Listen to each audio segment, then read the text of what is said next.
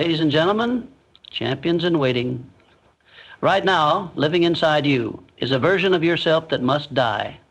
It is the version that doubts your dreams, whispers you're not good enough, and begs you to take the easy road. It is the weaker you, and today we are here to declare its death. The weak version of you is a prison. It is made of your fears, your excuses, your endless hesitations. Every time you shrink back, every time you procrastinate, you add another bar to the cage that holds you. And I ask you now, are you ready to live the rest of your life behind those bars? Or will you break free? You must understand, indecision is not harmless. Every time you hesitate, every time you wait for the perfect moment, you are feeding the weakness within. Indecision is fertilizer for failure. Decide now, act now, move now, or spend your days watching the strong pass you by. And yes, it will hurt. Growth is a brutal rebirth. It is ripping away comfort, familiarity, laziness. The weak version of you will not go quietly. It will scream, it will beg, it will make every excuse in the book. But you must endure the pain, because pain is the currency of transformation. What will light your way through this battle? Vision. A vision so vivid, so electrifying, that it burns away fear and hesitation. When you see clearly who you are meant to become, the weak version of yourself cannot survive. And what weapon will you carry into this war? Discipline. Not motivation, not mood. Discipline. The daily decision to fight for your better self. The hourly war against every small self-sabotaging thought. The minute-by-minute commitment to rise above your old patterns. Victory will not look like winning a trophy. Victory will look like standing on the ashes of your former excuses, your former lies, your former fears, and knowing that they no longer own you. You are not obligated to be who you were yesterday. You owe nothing to your weaknesses but their funeral. Kill that weak version of yourself. Do it without apology. Do it with fire in your heart. Do it because the world is waiting for the real you, the strong, relentless, fearless you, to finally emerge. Thank you. Your old self is not just outdated, it is a prison, and you are both the inmate and the warden. It is a version of you built from compromises, fears, emotional scars, and years of avoiding the hard questions. That version walks with you every day. It whispers in your mind when you're on the edge of growth. It speaks in that quiet tone that says, play it safe.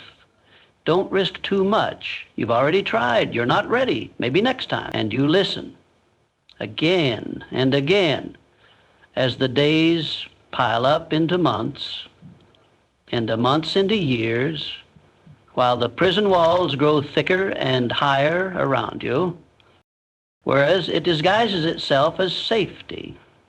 It convinces you that where you are is good enough. It rewards mediocrity with cheap dopamine, junk food, scrolling, binge watching, temporary distractions that feel like pleasure but serve as sedation. This is not living. This is surviving with a mask on. Your old self doesn't want to be seen, because if it's truly seen for what it is, it'll be destroyed. It fears exposure because it only survives in the shadows. Shadows of past trauma, childhood programming, failure, and rejection. Every time you look in the mirror and pretend that this is all you are meant to be, you reinforce the prison bars that keep you locked in. The prison isn't physical, but the consequences are. Your body starts to break under the weight of neglect. Your finances crumble because the old self is too afraid to take a real risk.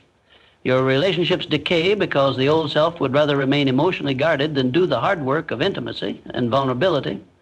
Your purpose, if it still flickers at all, becomes a faint voice beneath the noise of daily survival. You start to accept things you once said you never would. You tolerate behavior from others and from yourself that a better version of you would never condone. Because the old self doesn't demand excellence, it only demands comfort. And comfort is a silent killer. The walls of this prison are built from your patterns. automatic unconscious reactions you've repeated so many times that they feel like identity. But who you were is not who you are. And it is definitely not who you could be. Every time you react the same way to stress, conflict, boredom, or fear, the prison gets reinforced. It becomes self-sustaining. It keeps you trapped in the loop of, this is just who I am. But that phrase is a lie. That is not who you are. That is who you've chosen to be by default. And defaults are never designed for greatness. They're designed to maintain the status quo. They're designed for survival, not for dominance. Your old self will pretend to be your friend. It will try to make peace with your potential by negotiating with it. It will say, let's not go too far.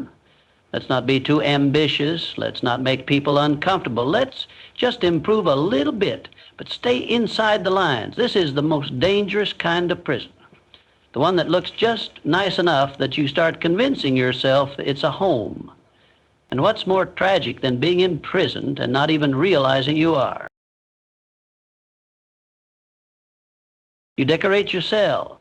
You call it balance. You justify your fear as being realistic. You label your laziness as self-care. You convince yourself that the chains are just jewelry. But deep down, you know, there's a voice inside you that hasn't died, not yet. A fire that still flickers, no matter how much the old self tries to smother it. That part of you sees the truth, feels the truth, even if it doesn't speak out loud anymore. The most terrifying truth is this: no one is coming to break you out. There is no rescue team, no mentor, no book, no motivational video, no therapist, no coach, no partner, no job opportunity, no stroke of luck. Nothing and no one can set you free until you face the brutal truth that you built this prison, and you're the only one who can tear it down. And tearing it down won't be pretty. You will have to confront yourself. You will have to bleed ego. You will have to destroy the comfort you've spent years clinging to. You will have to disobey the patterns that feel like home. You will have to burn the mask. You will have to bury the lies. Your old self is a version of you built for the past. It was built to survive your circumstances back then. But now it's out of place, outdated, dangerous. It no longer serves a purpose except to prevent your evolution. Holding on to it is like dragging a corpse through life.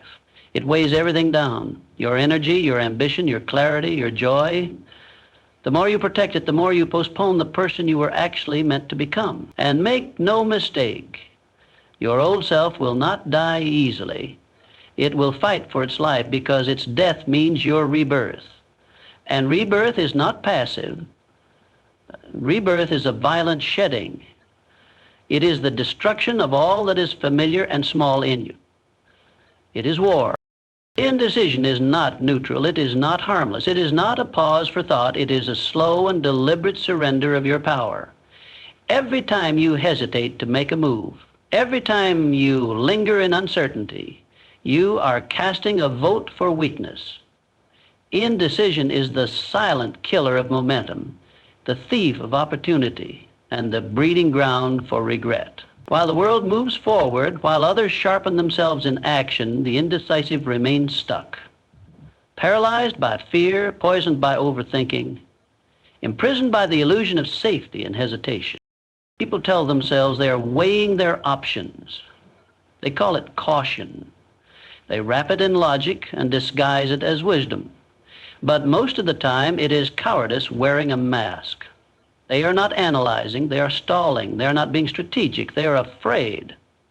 And what they don't realize is that the longer they wait to act, the weaker they become. Because every delayed decision sends a message to the subconscious that says, I don't trust myself.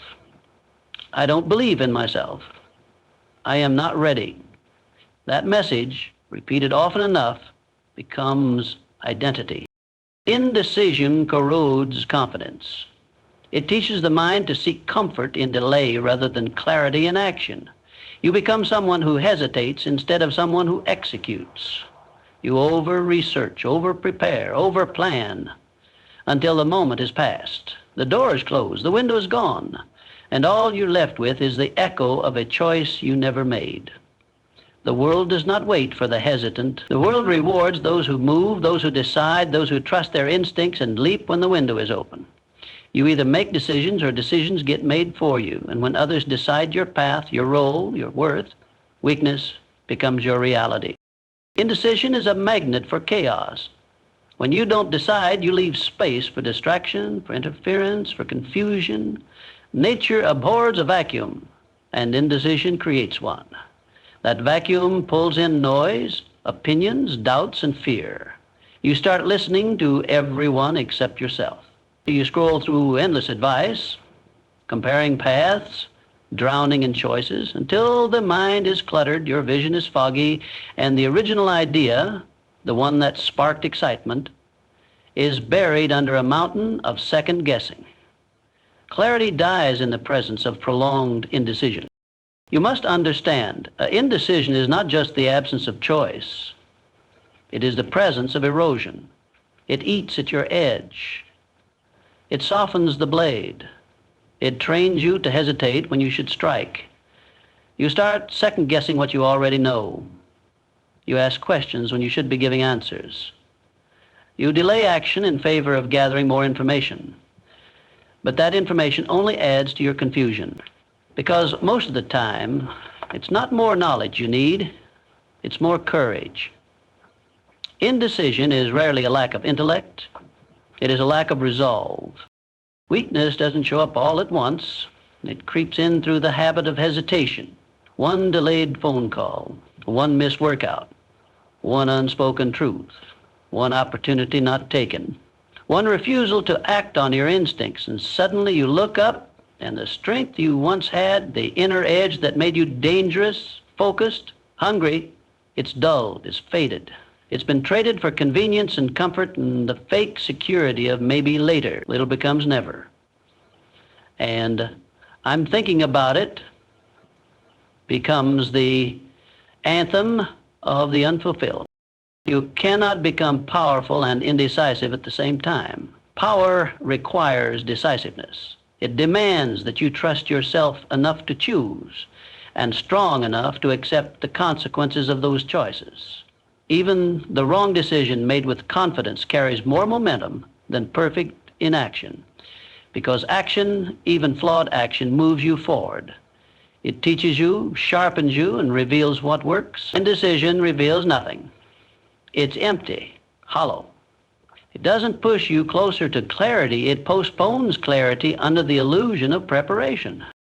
Some people live their whole lives at the crossroads, stuck between two paths, staring down endless roads they never walk, always wondering, always imagining, always regretting. And the truth is, they were never short on options. They were short on nerve. Every success story has this common thread: decisions made, risks taken, lines drawn in the sand. The weak seek guarantees, the strong seek growth. The weak wait for certainty. The strong create it through movement. When you delay, you give power to fear. When you act, you take it back. Indecision trains the nervous system to stay in limbo. It builds the habit of not trusting your own intuition. It keeps you in the purgatory between thought and execution. There is no strength in that place, only the decay of ambition. You become someone who lives more in your mind than in the world, someone who dreams but never dares, someone who knows but never applies, because knowledge without action is wasted energy, and talent without direction is lost potential. If you are waiting for the perfect time, you've already lost, because perfection is a mirage. The conditions will never be flawless. The risk will never be zero. But the cost of indecision is always compounding. You must train yourself to choose. Choose with urgency. Choose with conviction. Because every decision you avoid is a muscle you fail to train. Decisiveness is strength in motion. It's the edge that separates the leaders from the lost. It's the trait that multiplies effectiveness, amplifies confidence, and cements identity. Indecision is a habit. So is decisiveness. The difference is that one leads to progress, the other to paralysis. You decide which one you live with. Pain is not the enemy. Pain is the currency you pay to move from where you are to where you want to be. There is no evolution without discomfort. There is no mastery without sacrifice. Every dream you have, every level you want to reach, every version of yourself you admire from a distance, there's a toll gate standing between you and it. And the price is pain. Not just physical pain, but the emotional pain of doubt, the mental pain of persistence, the spiritual pain of facing parts of yourself you would rather avoid. Growth demands that you suffer the tearing apart of who you were in order to make space for who you must become. People want the reward without the price. They want strength without struggle. They want wisdom without wounds. They want power without pressure. But that's not how the laws of the world work. The seed must crack open before the sprout can emerge. The caterpillar must dissolve into nothingness before it becomes a butterfly. The muscles must tear before they rebuild stronger. The mind must be stretched beyond its current limits to expand. In every arena, pain is the process. It is not a glitch in the system, it is the system. Art growth. Avoiding pain is the same as avoiding growth. Comfort zones are deserts where nothing new grows. They feel safe, but they are wastelands of potential. Staying comfortable means staying the same. It means refusing to challenge the parts of you that need to be burned away. Growth is violent. It rips apart the familiar. It shatters illusions. It destroys attachments. It breaks your routines and forces you to confront your inadequacies. And none of this feels good. It's not supposed to feel good. If it felt good, it wouldn't change you. Now, pain is the signal that you are approaching the edges of yourself. It is the alarm that you are entering territory you have never conquered before. It is the flashing light that says, here is your next battle. And the size of the pain often reflects the size of the transformation waiting on the other side. Small discomforts lead to small gains. Massive pain leads to massive change. The deeper the wound, the greater the wisdom it can produce, if you endure it, if you learn from it, if you allow it to carve strength into your bones instead of weakness into your spirit. Growth never asks politely. It demands sacrifices. It demands the shedding of old beliefs, outdated habits, toxic relationships, and comfortable identities. It demands late nights, early mornings, lonely periods, and moments of crushing self-doubt. It demands endurance when you feel empty, resilience when you feel broken, and faith when the path ahead is invisible. There is no shortcut through this process. You cannot hack your way past the requirement to hurt. You cannot intellectualize your way around the necessity of suffering. You either pay the price or you stay exactly where you are. Those who achieve greatness are not the ones who find the easy path. They are the ones who learn to love the process. They are the ones who understand that every ache, every scar, every sleepless night is building something inside them that ease never could. They are the ones who walk willingly into the furnace, knowing that what emerges will be forged in fire. They understand that every dream worth chasing demands a sacrifice equal to its value, and they are willing to bleed for it. Pain refines focus. When you are hurting, everything unnecessary falls away. You are left with the raw essentials of what matters most. Pain teaches you to prioritize. It teaches you to harden your resolve. It makes you realize how much you really want the thing you claim to want. Because when the agony sets in, when quitting looks so much easier than continuing, the ones who truly want it find a way to keep going. Pain exposes the pretenders and crowns the committed. Pain forces honesty. When you're hurting, you can no longer hide behind excuses. You can no longer pretend that you are stronger, smarter, or better prepared than you actually are. Pain drags the truth out into the open. It shows you your limits, not to shame you, but to give you a choice. Stay here or shatter the limit. Most people turn back. They feel the sting of their limits and retreat to safer ground. But those who are serious about growth feel that same sting and dig deeper.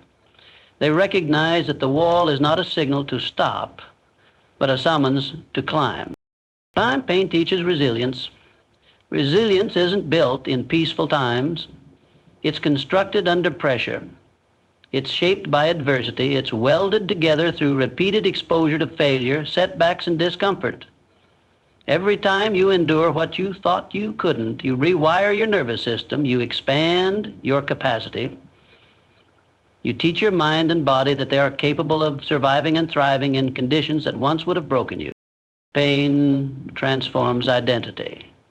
The person you become on the other side of intense suffering is someone who thinks differently, moves differently, acts with a different energy. There is a depth to those who have suffered with purpose, a depth that cannot be faked. They carry a certainty forged in the fires they chose to walk through. They don't need external validation because they have faced themselves and survived. Your pain is the sculptor and you are the stone. You can either submit to the chisel, allowing it to shape you into something powerful, something rare, or you can resist and remain unformed, a rough block of potential that never becomes anything more. Vision is not a dream. It is not a vague desire nor a passing wish. Vision is a weapon. It is fire. And that fire consumes everything that does not serve it. When a man or woman is possessed by a vision, they become untouchable because vision doesn't ask for permission. It doesn't care about circumstances. It doesn't negotiate with fear. Vision ignites something raw and primal in the human spirit, and in the presence of that fire, weakness cannot survive. Weakness is soft, passive, and hesitant. Vision is ruthless, clear, and demanding. The two cannot occupy the same space. When you truly lock onto a vision, so vivid you can see it, hear it, taste it, it rewires your nervous system. You start operating from a different frequency. You don't have time for distractions. You don't have space for excuses. You don't ask if you're motivated because vision becomes your oxygen. You don't care who's watching, who's judging, or who's doubting. Their opinions are background noise. Opinion makes weakness irrelevant because vision replaces emotion with mission. Weakness loves comfort. It thrives in indecision, procrastination, and the pursuit of short-term pleasure. It wants validation more than victory. It wants rest before progress. But when a person is driven by vision, comfort is sacrificed at the altar of purpose. Pleasure is postponed, ease is ignored, the mind sharpens, the body aligns.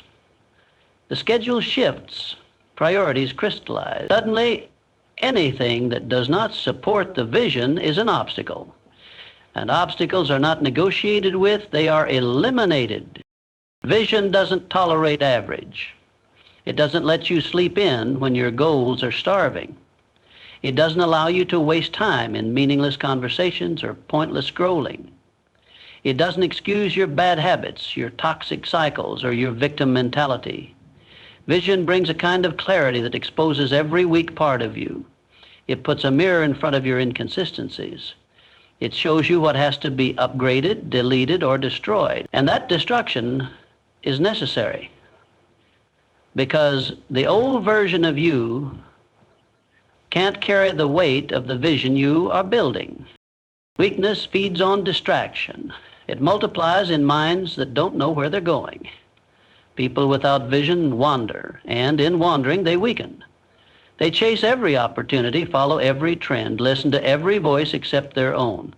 They are pulled in every direction because they have not decided on one. Vision is the opposite. It is focused. It is fixed. It is forward-facing.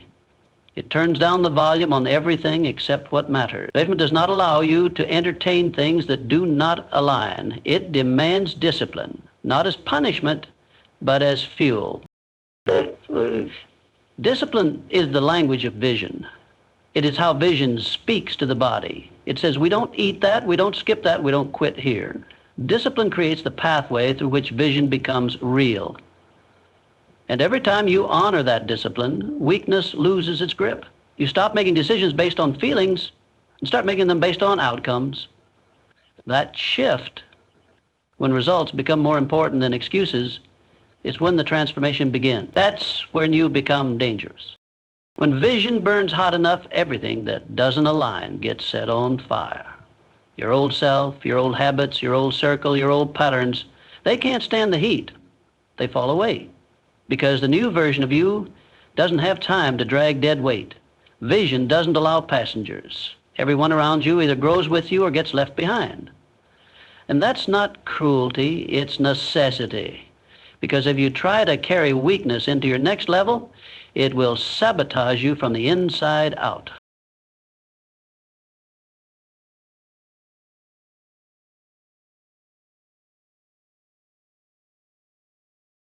And vision burns hot enough, everything that doesn't align gets set on fire. Your old self, your old habits, your old circle, your old patterns, they can't stand the heat. They fall away because the new version of you doesn't have time to drag dead weight.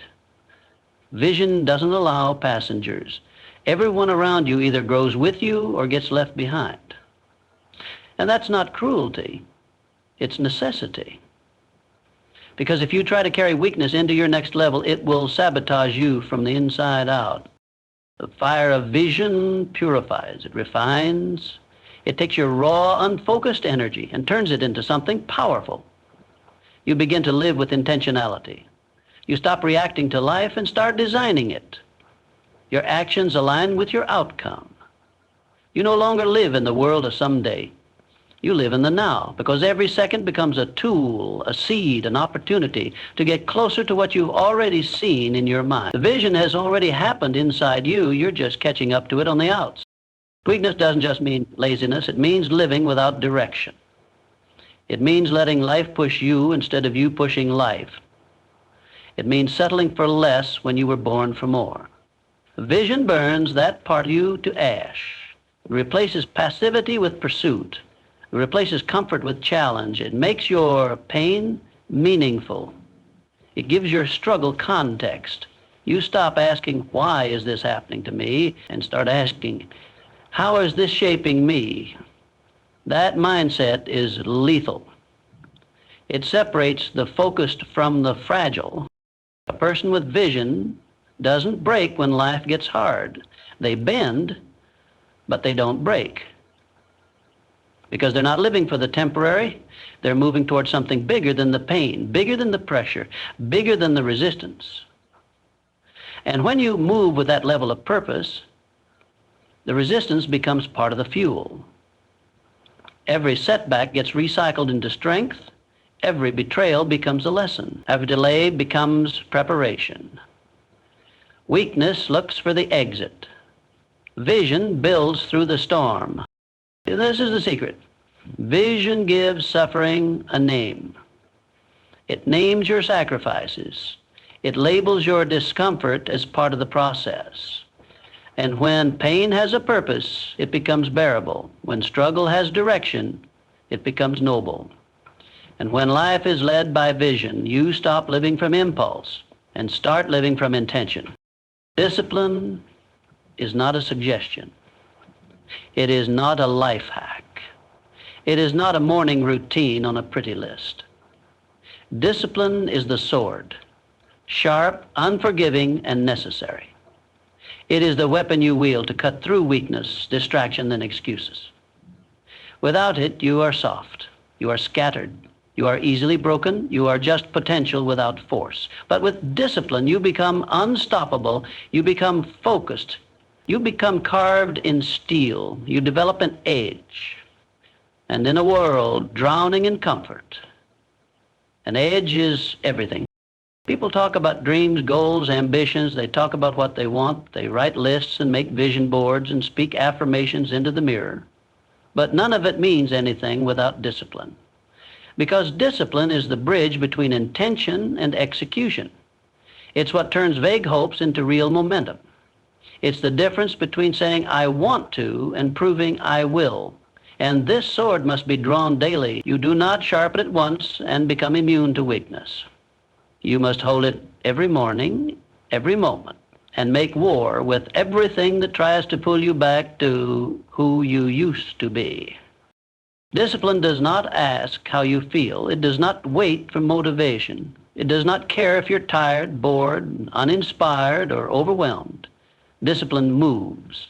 It acts. It cuts. It honors a standard whether the conditions are ideal or not. In that unwavering consistency, you build something unshakable inside yourself. You stop being a slave to emotion and become a servant to principle. That shift is rare. That shift is where strength is born. Because strength is not built in the moments you feel like doing the work. Strength is built in the moments you don't, but do it anyway. Without discipline, your talent is wasted. Your ideas collect dust. Your plans mean nothing. The world does not reward those who can. It rewards those who do. It rewards those who show up. Not once, not occasionally, not when it's convenient, but always. And discipline is the force that ensures you show up with excellence. It is the voice in your head that silences excuses. It is the habit that keeps your word to yourself when no one else is watching. It is the system that guards your progress from being stolen by comfort. Weakness thrives in inconsistency. It creeps in through the cracks left open by poor habits. It builds itself on skipped sessions, missed deadlines, and justifications wrapped in emotion. One excuse at a time, your edge dulls. One compromise at a time, your standard lowers. Until one day you wake up, and the fire you once had, the sharpness, the discipline, the momentum, is gone. Lost not because life took it, but because you stopped guarding it. You put down the sword, and everything that was meant to be cut away from your path began to grow roots again. But discipline is the separator. It is the factor that splits the average from the elite. It is the code that distinguishes the dangerous from the daydreamers. Because anyone can want it, anyone can fantasize, but only a few are willing to bleed for it daily, not in some grand dramatic gesture, but in the mundane, in the repetition, in the grind, in the 4:30 a.m. alarms, in the quiet choices no one sees. Discipline is forged in repetition. It is not glamorous, it is not loud, but it is effective. It does not need recognition, it delivers results. And this sword you hold, this daily decision to discipline yourself, it also protects you. It protects your goals from sabotage. It shields your mind from anxiety that grows in chaos. It cuts down time wasters, energy drainers, and self-doubt. When your life is guided by discipline, clarity becomes your ally. You know what matters, you know what you stand for, you know what gets a yes and what gets cut. Your day is not dictated by whim, it's dictated by mission. Discipline sharpens character. It shapes identity. Every time you choose what is right over what is easy, you build the kind of self-respect that can't be bought or faked. You look in the mirror and see someone reliable, someone real, someone dangerous in the best way. Not dangerous to others, but to mediocrity, to stagnation, to anything less than your full capacity. That edge, that inner confidence is earned. It's built through battle, through the days you didn't want to train but trained anyway, through the nights you wanted to quit but stayed focused, through the moments you chose growth over comfort. And don't get it twisted. Discipline is painful. It will cost you. It will demand sacrifices. It will make you give up things you once thought were essential. It will make you walk alone. It will make you question your sanity. But it will also give you power. Power over your impulses, power over your limitations, power over your old self. Because every time you choose discipline, you are making a statement. I am here to survive. I am here to conquer. And that statement, spoken through action, reshapes your reality. Discipline is not about perfection. It is about persistence. It's about showing up even when your legs shake. It's about consistency over intensity. It's about winning the long war, not the quick battle. And that war is won by warriors, not wishers. Warriors who carry their sword daily, warriors who train it, hone it, swing it, without apology. Because they understand that without discipline, there is no freedom. There is no mastery. There is no legacy.